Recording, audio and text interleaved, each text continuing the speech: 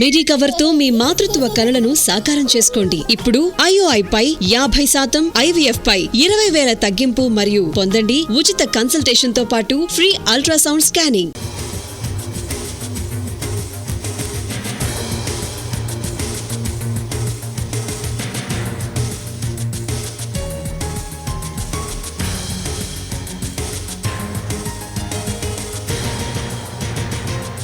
వరద పరిసర ప్రాంతాల్లో సహాయక చర్యల్లో పాల్గొనడానికి పెద్ద ఎత్తున మున్సిపల్ కార్మికులు చేరుకుంటున్నారు. ఇప్పటికే ప్రభుత్వం వరద ప్రాంతాల్లో శానిటేషన్ కాలువల్లో చెత్తా చెదారాలను తొలగించడానికి దాదాపు రాష్ట్ర వ్యాప్తంగా ఉన్నటువంటి 10,000 మందికి పైగా కార్మికులను విజయవాడకు రప్పించే ఏర్పాట్లు చేసింది. వరద ప్రభావిత ప్రాంతాల్లో డివిజన్ల వారీగా సిబ్బంది నియమించి కాలువల్లోని పూడికను చెత్తా చెదారాలను తొలగించే ప్రక్రియను ప్రారంభించారు. దీనికి సంబంధించి మరిన్ని వివరాలు మా ప్రతినిధి కార్తీక్ అందిస్తారు.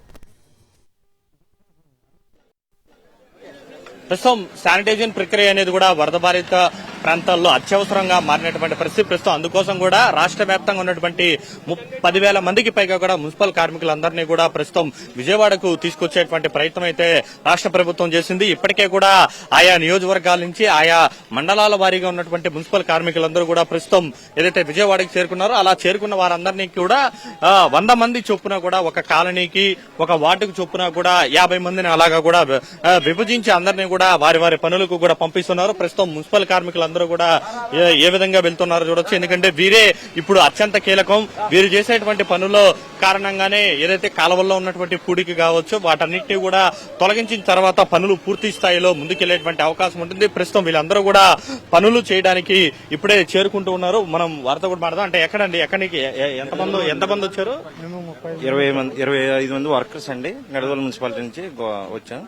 2 శానిటరీ సెక్రటరీస్, ఒక మేస్త్రి, ఒక ఇన్ఛార్జ్. ఎక్కడ వేసారండి డ్యూటీ? ఎక్కడ? 58వ డివిజన్ అని చెప్పారు. అక్కడ మంది వచ్చారండి మొత్తం? మేము 30 మెంబర్స్ ఒక టీం అండి నిడదవోలు మున్సిపల్. సో ఇలా 30 మంది ఒక టీము, ఇది నిడదవోలుకు చెందిన టీము. ఇలా వీళ్ళందరూ కూడా వెళ్తున్నటువంటి పరిస్థితి.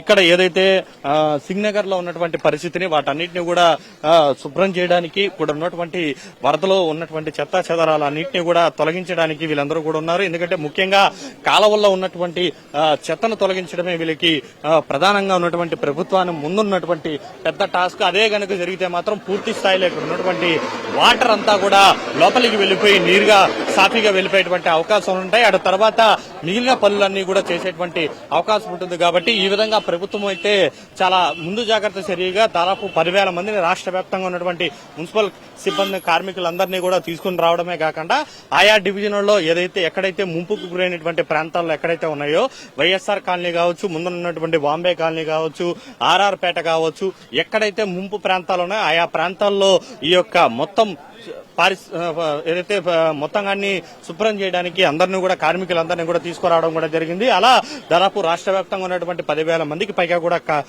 కార్మికులు నిన్న రాత్రే విజయవాడకు చేరుకోవడం కూడా జరిగింది. తెల్లవారుజాము నుంచి కూడా వారందరూ కూడా రోడ్డెక్కి ప్రస్తుతం ఆయా వరద బాధిత ప్రాంతాల్లోకి వెళ్లి కాలువల్లో ఉన్నటువంటి పూడికితో పాటు అక్కడ ఉన్నటువంటి చెత్తా చెదారాలను అన్నింటినీ కూడా తొలగించే ప్రక్రియ చేస్తున్నారు. అటు తర్వాత తొలగించిన తర్వాత ఫైర్ సిబ్బంది ద్వారా పూర్తి స్థాయిలో మొత్తం రోడ్లన్నీ క్లియర్ చేసి దాని తర్వాత ఇక బ్లీచింగ్ లాంటివన్నీ వేసి పూర్తి స్థాయిలో శానిటైజర్ అనేది కూడా ఇంప్రూవ్మెంట్ చేయడానికైతే ప్రభుత్వం సర్వేయంగా అడుగులు వేస్తోంది. అందుకు తగ్గట్లుగా కూడా ఆదేశాలను కూడా సీఎం చంద్రబాబు నిన్ననే జారీ చేసినటువంటి పరిస్థితి. కెమెరా పర్సన్ చంచయ్యతో కార్తీక్, ఎన్టీవీ, విజయవాడ నుండి.